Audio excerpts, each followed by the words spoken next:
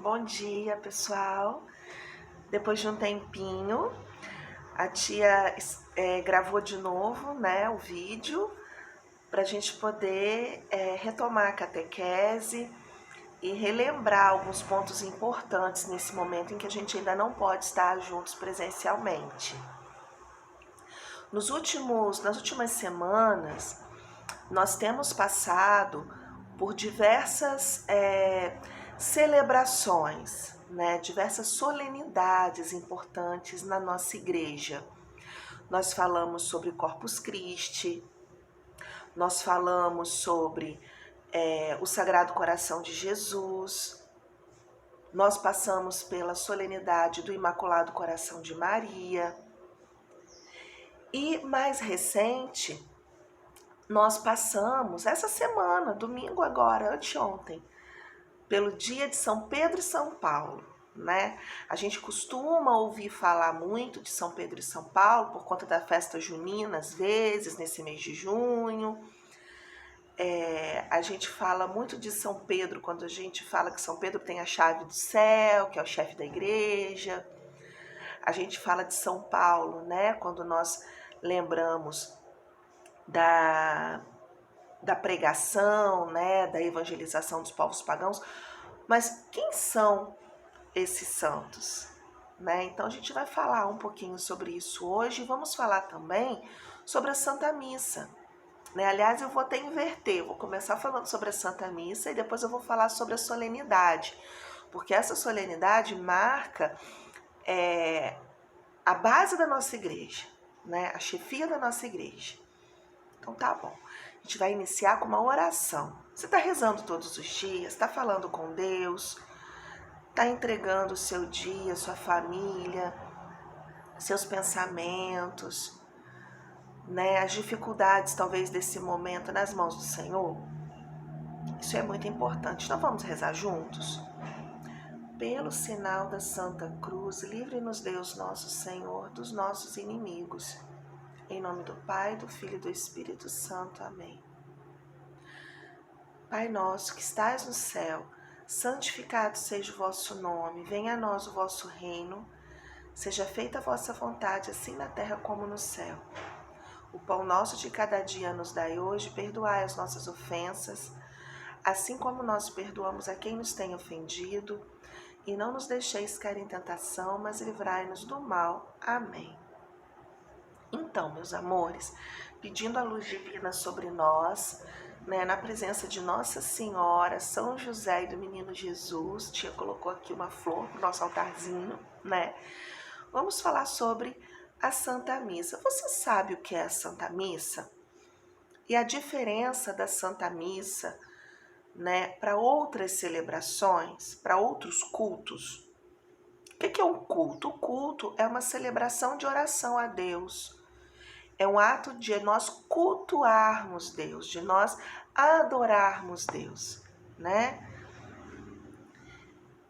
Na igreja, o nosso ato de adoração ao Senhor, um dos atos de adoração ao Senhor na Igreja Católica é a Santa Missa.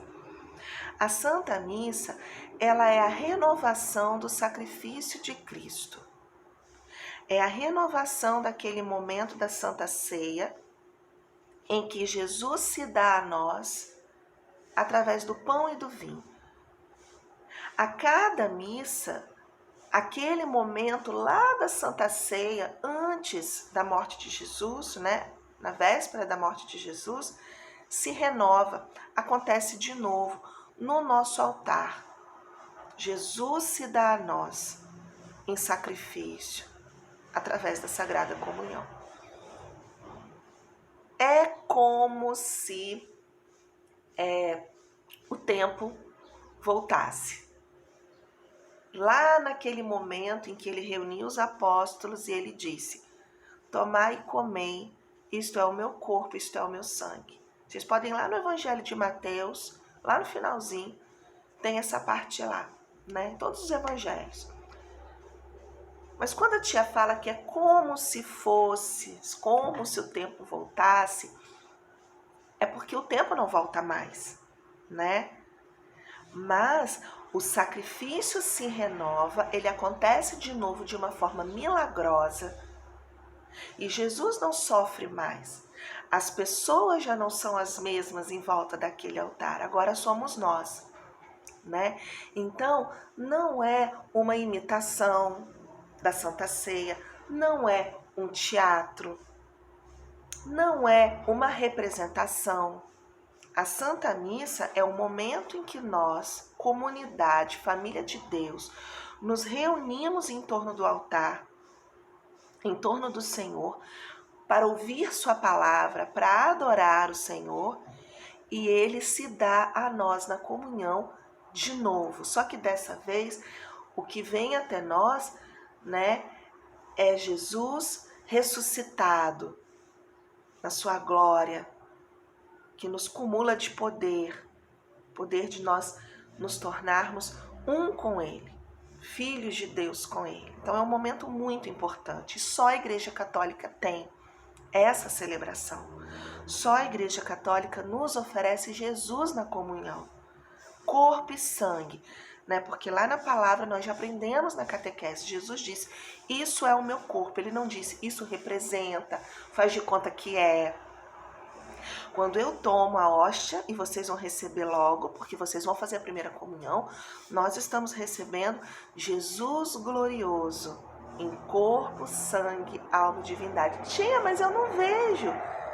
Nem tudo a gente vê. A gente não vê os anjos, a gente não vê Deus, a gente não vê o vento. E tudo isso existe, não é? Alguém aqui vê o vento sopra colorido? Não, né? Mas nós sabemos que ele existe porque nós sentimos aqui a mesma coisa. Quando nós recebemos Jesus, nós sentimos essa união com ele. Vocês vão experimentar essa maravilha. Então, mas o interessante é que essa celebração, que é a Santa Missa, ela é dividida em duas partes. A gente não vai lá, se reúne em volta do altar, toma a hóstia e vai embora, né? Não. Tem todo um ritual, e é um ritual riquíssimo, né? A primeira parte da missa é chamada de liturgia da palavra. É quando a gente se alimenta da palavra de Deus. A Bíblia é a palavra de Deus. Nós já vimos isso também na catequese. É uma grande carta, a história da salvação. É a maneira que Deus encontrou de falar com os homens, né?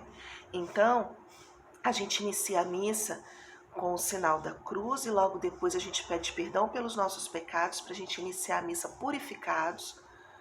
Depois nós fazemos, né, a oração coleta que nós falamos, que é a oração em que nós oferecemos o nosso coração a Deus, pedimos que Deus nos abençoe naquela missa, oferecemos as intenções e logo em seguida vem 3 leituras. A primeira leitura, geralmente tirada do Antigo Testamento. Lembra o Antigo Testamento? É aquela parte da história da salvação em que Deus conta como foi que ele formou o povo dele, até o nascimento, um pouquinho antes do nascimento de Jesus. A gente lê um salmo, que é um louvor, é o salmo responsorial, é quando a igreja responde a primeira leitura.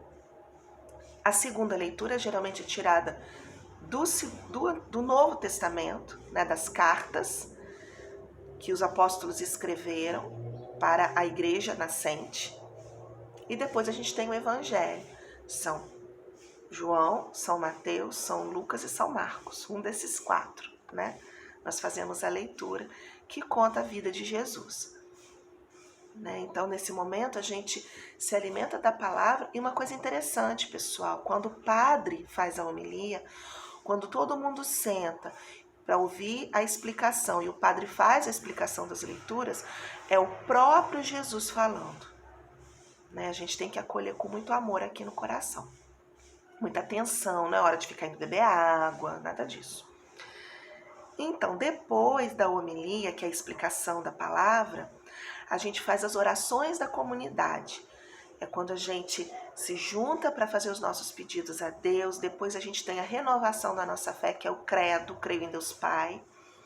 Depois a gente tem a procissão do ofertório, em que a gente oferta a Jesus o pão e o vinho, ainda pão e vinho, que vão ser consagrados no altar.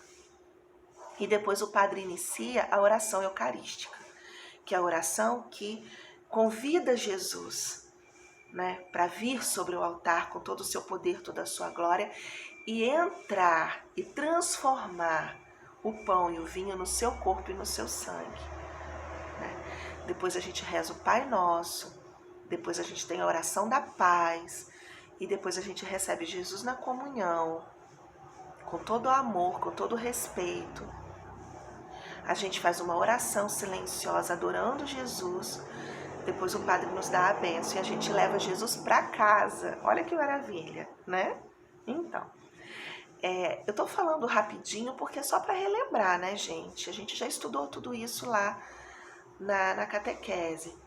E uma coisa interessante na missa é que nós respondemos. Antigamente, a missa era só o padre que celebrava sozinho, né? Mas a partir dos anos 60, a partir do Concílio Vaticano II, que foi uma grande reunião da igreja, ficou decidido que a comunidade participaria. Então a gente precisa responder a parte que é para a comunidade falar, né? A gente participa da procissão do ofertório, a gente dá a paz. Agora não, porque, né, a gente está no período da pandemia.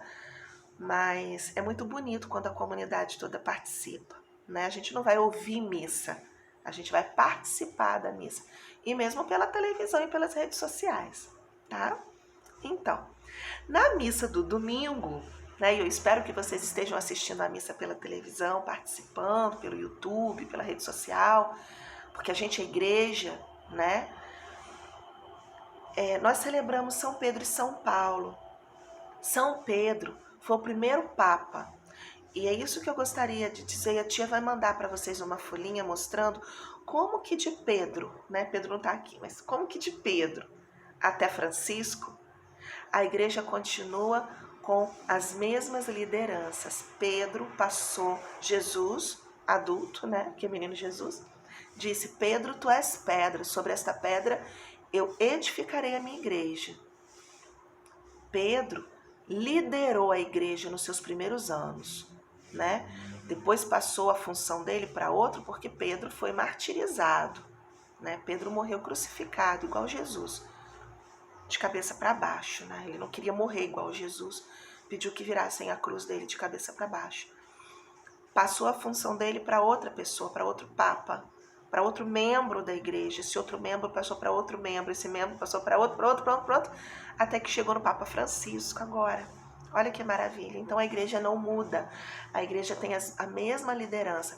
E a gente chama isso de sucessividade papal, né? Os papas são sucessivos para manter a igreja unida. Nós continuamos com o sucessor de Pedro. Quando a gente ouve o Papa Francisco pela televisão, a gente está ouvindo o próprio Pedro, o próprio Jesus, né? E o representante do Papa aqui na nossa diocese é o bispo. E dentro da nossa igreja é o padre, né? Então é muito importante a gente compreender como que São Pedro, ele liderou a igreja. Se vocês tiverem oportunidade, leiam em casa essa semana um pedacinho da carta de São Pedro. São Pedro, ele era pescador. Ele foi chamado por Jesus porque Jesus via o coração dele. Pedro era bravo, né? Quando Jesus foi preso para ser crucificado, São Pedro arrancou da espada e arrancou a orelha do soldado. Está escrito lá na Bíblia, né? Pedro era bravo, mas Pedro foi transformado pelo Espírito Santo e Pedro se tornou um líder forte, um líder amável. Ele depois chamava o pessoal da igreja de filhinhos. Pedro negou Jesus 3 vezes, mas Jesus, antes da crucifixão, Pedro ficou com medo de ser crucificado junto, mas Pedro se tornou corajoso, foi crucificado depois, mas foi corajoso, né? Ele foi defender a igreja de Cristo. E quem foi São Paulo? São Paulo, ele se converteu bem depois que Jesus morreu. São Paulo não conheceu Jesus. Pedro conheceu. Pedro era amigo de Jesus. São Paulo não. São Paulo só soube dos cristãos depois, achava que os cristãos eram uma praga terrível e ele perseguia e matava os membros da igreja. São Paulo era um perseguidor dos cristãos, mas a missão dele começa cerca de 60 anos depois, né, do nascimento de Jesus. Depois que Jesus morreu, 30 anos depois, é que São Paulo cumpriu a conversão dele, né, que São Paulo se converteu. De perseguidor dos cristãos, ele viu Jesus numa visão, uma luz muito forte. Jesus falou com ele, derrubou ele do cavalo no momento que ele estava indo perseguir os cristãos e perguntou para ele: Paulo, por que você está me perseguindo? Eu falei, mas quem é? Ele falou, mas quem é o Senhor para eu perseguir o Senhor? Eu sou Jesus. Cada um dos membros da igreja que você persegue e mata, é a mim que você está fazendo isso.